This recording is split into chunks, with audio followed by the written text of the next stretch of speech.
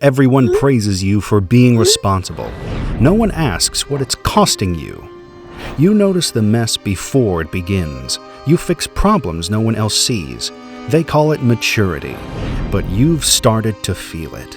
The quiet weight that never leaves. Responsibility, once a badge of honor, has become something heavier. In my many years of service, I have come to understand what it feels like to live with that weight. I've watched it wear people down quietly until there's almost nothing left of them except the function they perform. But being overly responsible is not just about doing more than your share. It's about a deep, almost invisible belief that if you don't step in, everything will fall apart. That if you don't hold it together, no one else will. It's not kindness driving you. It's fear. Not trust in your strength, but fear of what happens when you let go. And that is what I see in you right now. That constant urgency beneath your skin, the one that makes you keep cleaning up what others overlook. You say yes before the request is even finished. You stay late not because anyone expects it, but because you expect it of yourself. You see, the major problem I see here is that you never truly understood how draining it would be to carry a reputation for being the strong one, or how exhausting it would become to always be the steady hand, the one who has to hold it all together, even when no one else does. Close your eyes. Think deeply. Do you relate to this? Responsibility at first looked like purpose. It gave your days direction, your presence meaning. But somewhere along the line, it stopped being an anchor and became a weight. You kept showing up, not out of joy, but out of habit. Not because you could, but because you felt you must. As time passed, you became the one who solved problems before they were spoken. The one who anticipated needs, who picked up the slack, who watched others drop the ball without ever letting your own touch the ground. You became dependable, reliable, constant. And in doing so, you slowly rewrote your identity. You began to define your worth by what you could carry. You went as far as measuring your value in how often others leaned on you. What you didn't notice was how that same responsibility began to quietly erase your softness, your freedom, your sense of self. If that sounds like you, then you probably relate to its effects as well. The first is that rest began to feel foreign. Stillness, or slowing down, started to look like failure. And so, it became unnerving. The idea of putting something down, even temporarily, sparked fear. Not because the task wouldn't get done, but because you weren't sure who you were without the doing. You had become so deeply entwined with productivity that peace started to look like a threat instead of a gift. And that silence you craved, it felt dangerous, because you knew that within it, you might be forced to face all the things you've been outrunning. So now, you've become the one who anticipates the crisis before it happens. You catch what's falling before it hits the ground. You make sure everyone else is okay, even when you are not. You think that is strength, but I see the cost. You have begun to disappear inside your own competence.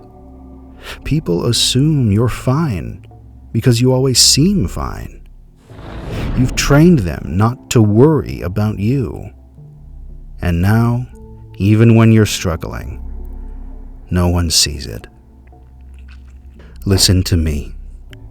What you're experiencing is a pattern, one I've seen in many who were taught that love must be earned. And when that belief hardens into a worldview, responsibility becomes a form of survival. But survival is not living. The self needs more than function. It needs expression. It needs room to be messy, inconsistent, real. And when those parts of you are denied, they don't vanish. They linger in your fatigue. They whisper through your irritability. They ache beneath your perfectly managed life. You may not even realize how much you've hidden. It shows up in small ways. In how you rush to say yes before a question is finished. In how you stay behind after everyone else leaves, tying up loose ends no one asked you to handle. In how you downplay your needs because you've learned that admitting them makes things complicated.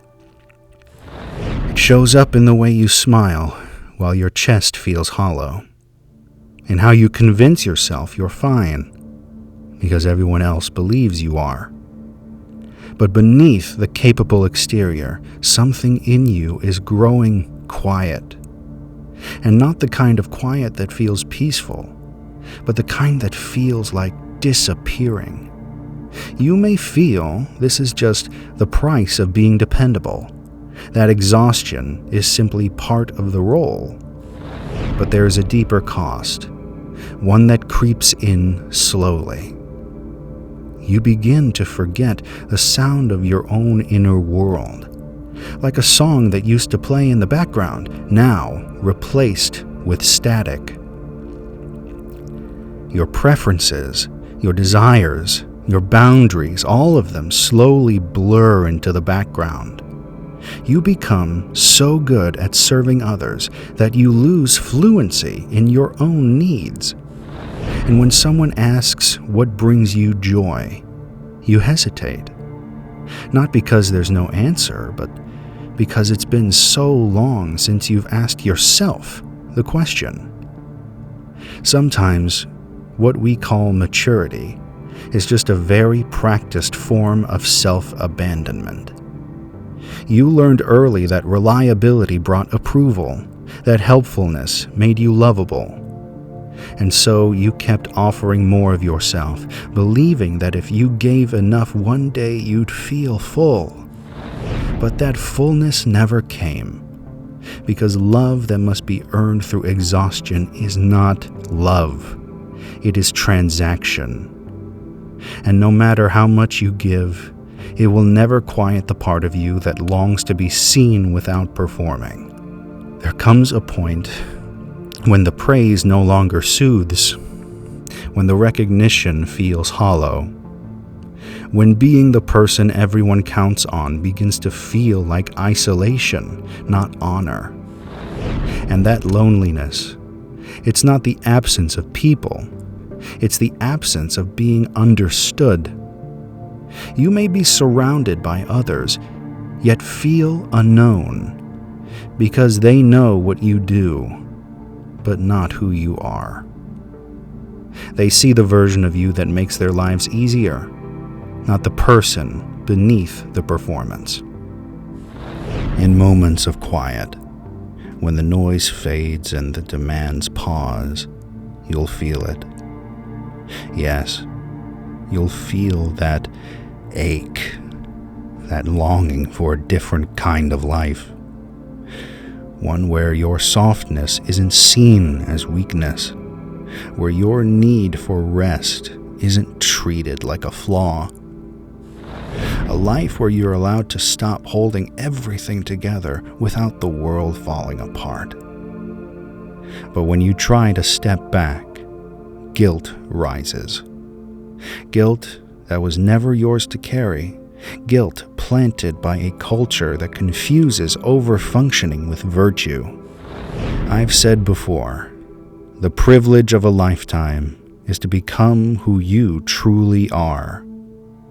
But becoming requires shedding, and shedding requires rest. You cannot meet your true self if you're always performing. You cannot integrate your shadow if you never sit still long enough to hear it speak. You cannot find wholeness if you're always giving away your energy before tending to your own. You may not even know how to begin. Rest might feel like rebellion.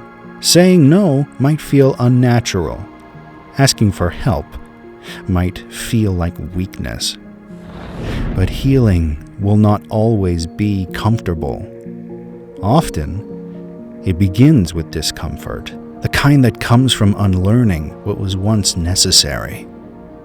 The kind that comes from choosing yourself in a world that conditioned you to choose others first. Is this selfishness? No.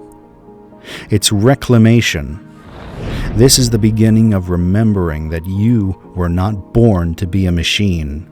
You were not placed here to be endlessly efficient.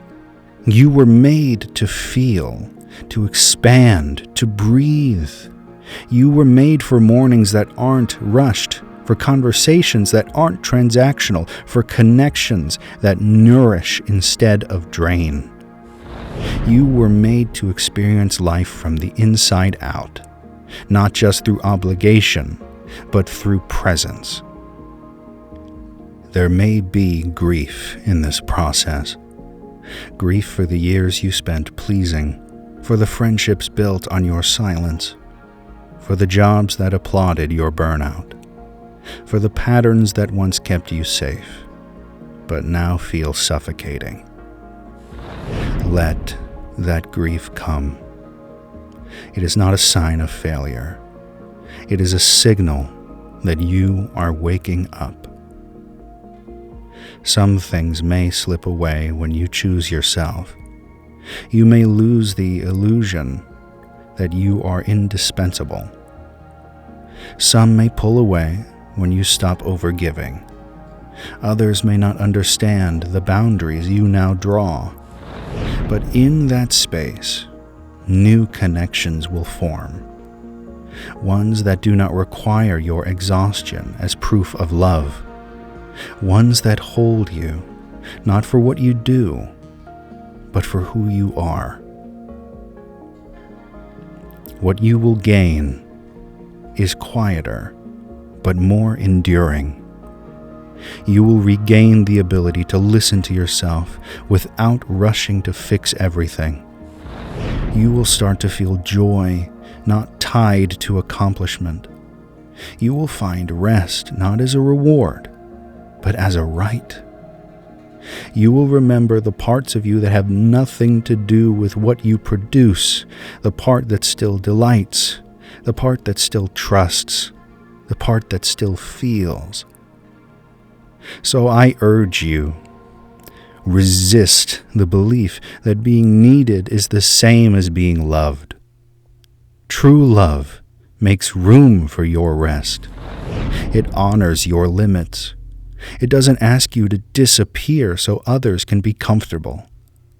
It sees the entirety of you, not just the parts that serve a purpose. And in that kind of love, you do not have to earn your place. You already belong.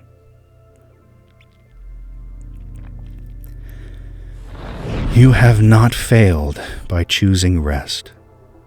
You have not let anyone down by needing space. You have not disappointed the world by becoming softer.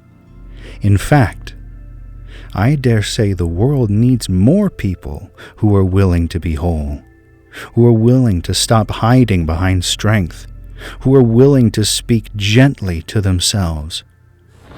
There is no shame in stepping away from what depletes you. There is courage in pausing, in tending to what aches, in rebuilding from within. Even the strongest structures need rest.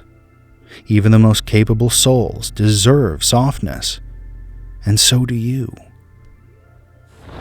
Dear one, return to yourself, not with urgency, but with grace. Let it be slow, clumsy, or even unfamiliar. It doesn't matter, because that is how healing feels in the beginning. It doesn't arrive in grand declarations, but in small choices, in deeper breaths, in the moments you choose your peace over your performance. And little by little, you will remember you are not just a role. Your worth is not measured by how much you carry. Your softness is not weakness. Your voice matters even when it is asking, not offering. Because the true danger is not that you might disappoint others. It is that you might abandon yourself in the name of being agreeable. And no amount of approval is worth that loss.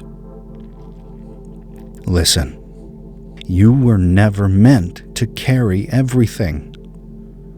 When you give yourself permission to let go, even for a moment, you will remember who you were before the weight. You will find the part of you that is still whole, still soft, still human. So here is your permission to rest, to take up space, and to feel deeply. You owe it to yourself to see yourself not only in your competence, but in your humanity. You were never meant to be everything to everyone. You were meant to be fully, deeply, unapologetically yourself. And that is more than enough. If this message found you at the right moment, stay with us. Subscribe for more, not because you need fixing, but because there's more of you left to uncover. Here we don't chase perfection. We reclaim what is buried. And you are not alone in that work.